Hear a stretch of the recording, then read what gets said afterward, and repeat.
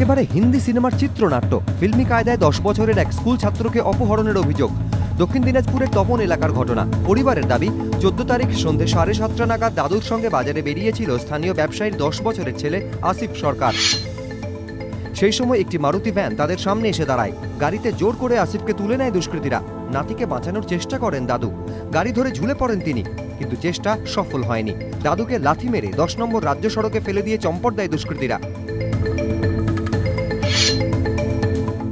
এরপর 15 তারিখ তপন থানায় অভিযোগ দায়ের করে আসিফের পরিবার।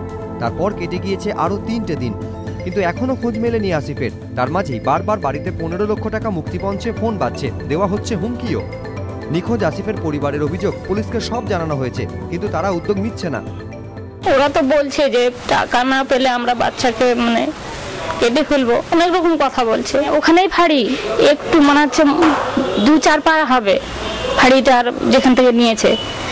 তো যখন চিৎকার করেছে পুলিশ কেউ বের হয়নি। যদিও পরিবারের অভিযোগ মানতে চায়নি পুলিশ। আমরা আমাদের দিক থেকে যত রকম এফোর্টস করা প্রয়োজন, আমরা we are putting in all efforts to recover this boy and to arrest the persons who are responsible for this. পারিবারিক শত্রুতার জেরেই অপহরণ কিনা তা খতিয়ে দেখছে পুলিশ। মুন্না অগ্রওয়াল, এবিপি আনন্দ, দক্ষিণ দিনাজপুর।